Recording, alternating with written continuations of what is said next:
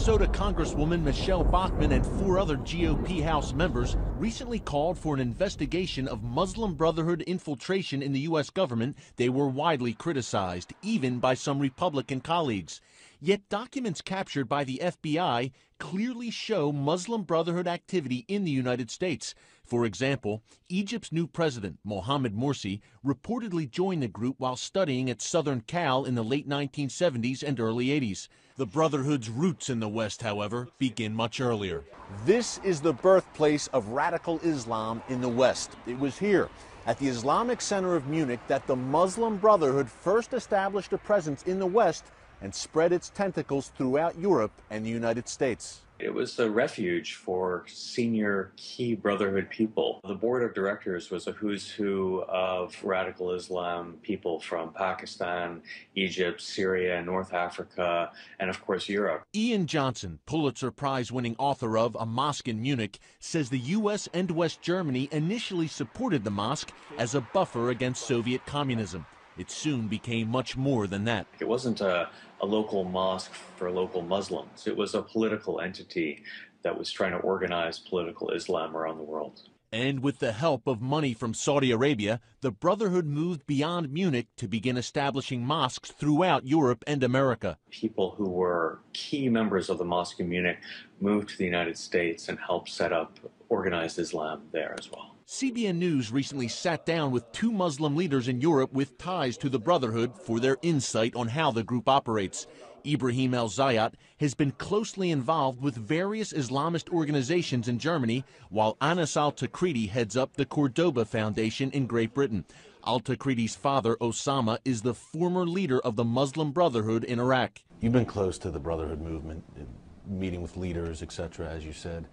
How does the Brotherhood operate? Is the Brotherhood monolithic? This myth of the global network, where there's one hub, possibly in Cairo or elsewhere sometimes it's claimed, you know, where every single command, every single decision, every single move is orchestrated, is planned.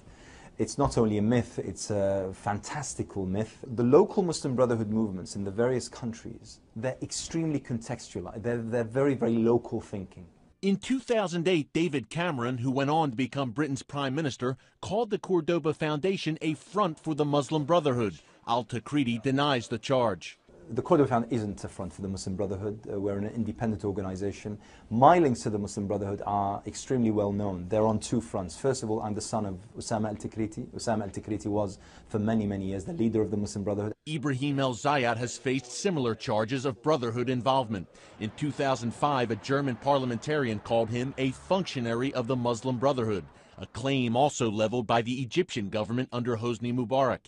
El-Zayat denies the connection, but praises the Brotherhood as an Islamic reform movement. I think what is special about the Muslim Brotherhood in the end, and it's not only the Muslim Brotherhood, it is what you could describe as a thought that is combining Islam with modern life. Al-Takriti agreed, telling CBN the Brotherhood's intentions in Egypt and elsewhere are non-violent and consistent with modern societies. None of the leading figures of the Muslim Brotherhood has actually come out and said, this is our plan for Egypt to turn into Islam. Yet that's exactly what happened in May, when Egyptian President Morsi told an audience at Cairo University, "The Quran is our constitution, the Prophet is our leader, jihad is our path, and death in the name of Allah is our goal.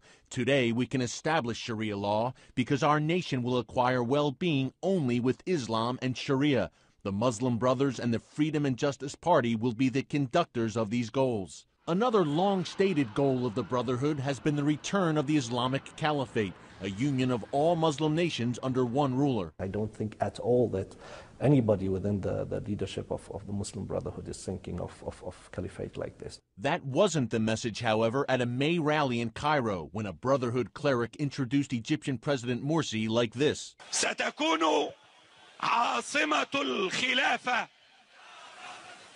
ستكون عاصمة الولايات المتحدة العربية هي القدس إن شاء الله.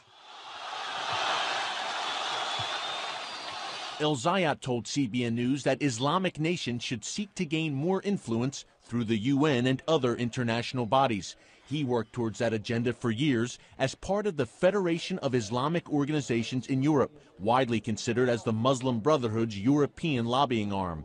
CBN News visited the group's headquarters in a rundown neighborhood of Brussels, only to be told that no one from the organization was there who could talk to us. It's another piece of the Brotherhood's often murky puzzle. People who are close to the Brotherhood will often say, I'm not a member of the Brotherhood, and technically they're correct, because it's more like an ideological universe. It's a group of people who have similar ideas and thoughts. Al-Takridi is one who strives for those goals. He regularly meets with U.S. and European officials, calling on them to embrace the Brotherhood as a counterweight to al-Qaeda. I think it's a very, very valid strategy. I think it'll work, and I think it'll be in our best interest. But Johnson warns that Western governments should steer clear of the Brotherhood. It's true that not all Muslim brothers are terrorists, but all terrorists pretty much started by reading the works of the Muslim Brotherhood. Here in the U.S., the Obama administration seems to have adopted al-Takridi's view. It hosted a Muslim Brotherhood delegation from Egypt in April, and Morsi is scheduled for a White House meeting next month with President Obama. Eric Stakelbeck, CBN News, reporting from London, Brussels, and Cologne.